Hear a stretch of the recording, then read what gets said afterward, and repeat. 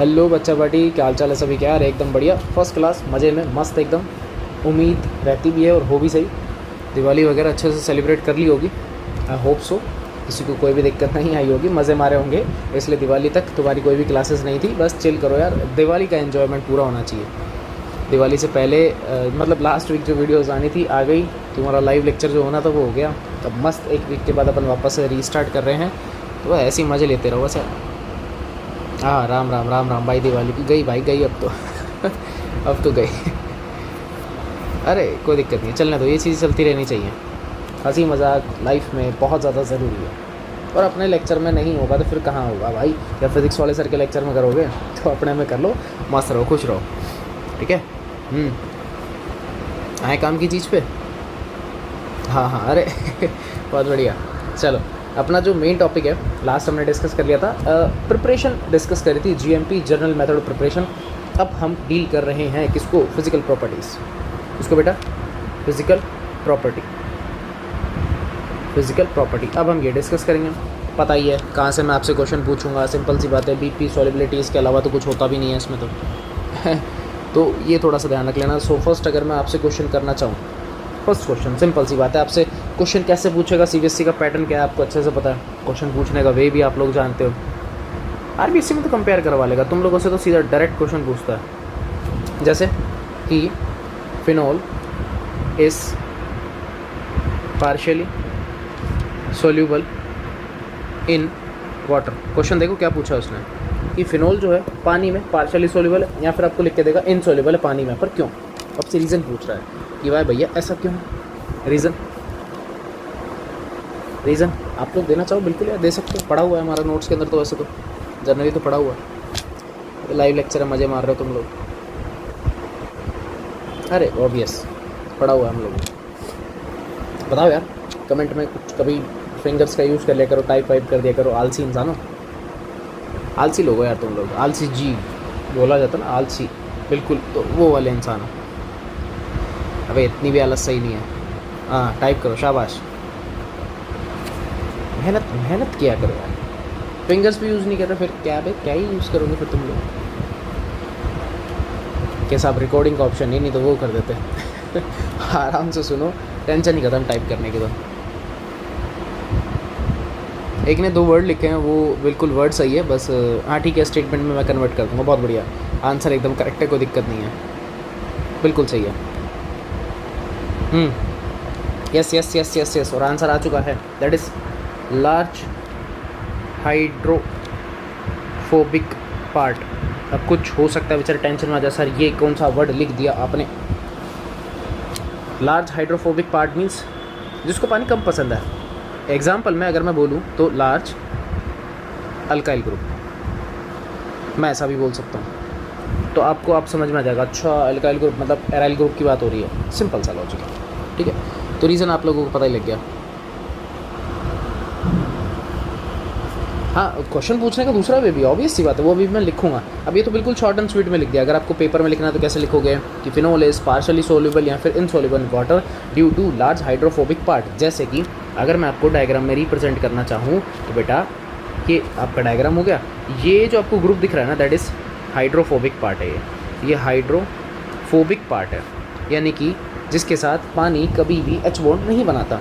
पानी का जो हाइड्रोजन बॉन्डिंग बनेगा वो बेटा मेन सिनेरियो ऊपर है, ये एच बॉन्ड बनाएगा, ये एच बॉन्ड बनाएगा विद वाटर। अब तुम खुद सोच लो यार, पहले से ही इतनी ज़्यादा भीड़ है, इतनी ज़्यादा हिंड्रेंस है, इतना ज़्यादा स्टेरिक है, तो स्टेरिक होने की वजह से वहाँ पर जो लार्ज हाइड्रोफोबिक पार्ट है वो क्या करता है, वो चीज़ों को जल्दी से एच बॉन्ड नहीं क्रिएट करने देता है, या फिर उसके अंदर जल्दी से सोल्यूबल नहीं होता। सिंपल सा लॉजिक। इसी का ही अगर मैं सेकेंड क्वेश्चन की बात करूँ तो आप लोगों से ये भी पूछ सकता है वो, कि phenol is less soluble in water as compare to alcohol। So question पूछने का तरीका कुछ भी हो सकता है, टेंशन नहीं लेनी है, आंसर आप लोगों के सामने ऑलरेडी है, सेम आंसर। क्वेश्चन के मैंने आपको पैटर्न्स बता दिए। एक्चुअलिटी में आपका पैटर्न सीखना बहुत इंपॉर्टेंट है। अगर आपको पैटर्न समझ में नहीं आएंगे, you will not solve the paper यार, एक्चुअलिटी यार।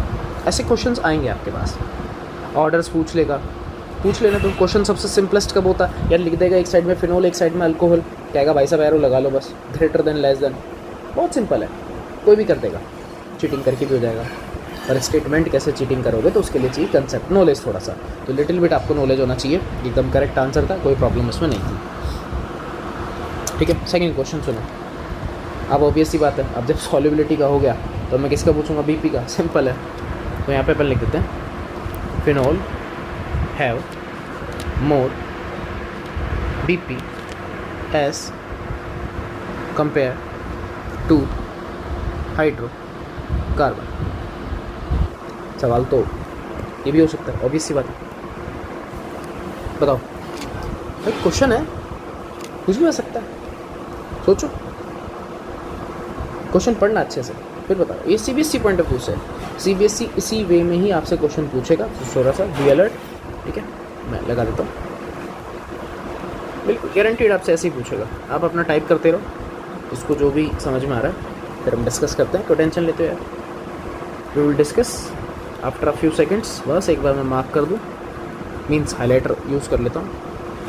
2 क्वेश्चन है, सीबीएसई के पॉइंट ऑफ व्यू से इंपॉर्टेंट है, so be alert, be alert. Black हो गया भाई ये तो, कोई नहीं जी, कोई नहीं जी।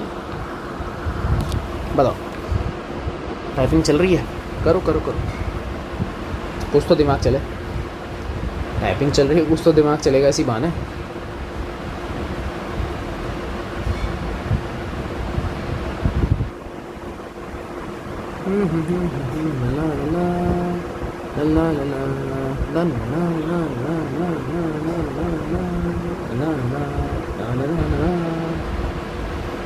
मेरा बेस्ट सिंगर इंडिया का, सॉरी वर्ल्ड का,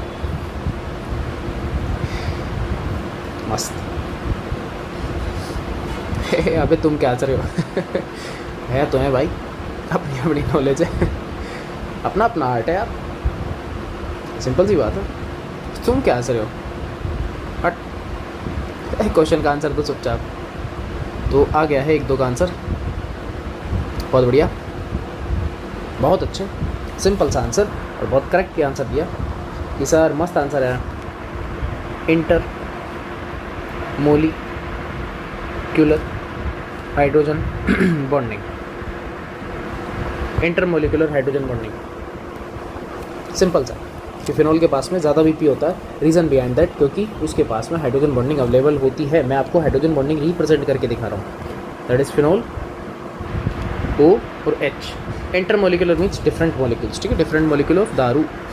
सो अगेन ये आपके पास O and that is H। Tin जादू हो गया ना, बस ये दिमाग चलाना अपने को। इसको बोलते हैं इंटरमोलिकुलर हाइड्रोजन बॉन्डिंग, इसी को, ये जो दिख रहा है इंटर मोलिक्यूलर H बॉन्डिंग, ठीक है, इंटरमोलिकुलर हाइड्रोजन बॉन्डिंग, और कुछ भी नहीं है, सिंपल सा। अब तुम सोचोगे साहब हाइड्रोकार्बन में नहीं है क्या यार? एक्चुअलिटी में हाइड्रोजन बॉन्डिंग करने के लिए चाहिए फोन और चाहिए हाइड्रोजन। अब हाइड्रोकार्बन्स के पास ऑलरेडी हाइड्रोजन अवेलेबल है, पर ऑक्सीजन, फ्लोरीन, नाइट्रोजन ऐसा कुछ भी अवेलेबल नहीं है। सो यही सिंपल सा लॉजिक था, सिंपल सा रीज़न है, आप लोगों को आंसर मिल गया होगा। सिंपल, बहुत सिंपलेस्ट चीज़ मैं आपको बता रहा हूँ, ठीक है। इसके अलावा और कोई देखो फिजिकल प्रॉपर्टी में से क्वेश्चन बनते भी नहीं है ना, अपने को दिमाग कभी चलाना है, चलाना भी नहीं है। मैं फिर बोल रहा हूँ, बीपी सॉल्युबिलिटी खत्म खेल। और जहाँ एसिडिक नेचर के बारे में आ जाएगा वो एक अलग चैप्टर ऑब्वियस सी बात है। देखो वो भी पूछेगा आपसे कार्बॉक्स लिखना है, वो तो कहीं उसका मन करेगा नहीं। अमाइन वाले चैप्टर में बेसिक नेचर पूछेगा। तो physical property max to max 3-4 होती हैं, इससे ज़्यादा नहीं होती है। मैक्स टू मैक्स 3 ही है, मैं तो यही कहता हूँ, 3 ही है। हर चैप्टर में 3 से ज़्यादा नहीं आएगी, इधर तो 2 ही आई है। तो ये वाली बात है, ठीक है। तो उम्मीद है समझ में आया होगा। बाकी फिर अपन मिलेंगे नेक्स्ट लेक्चर में, तब तक के लिए जय हिंद।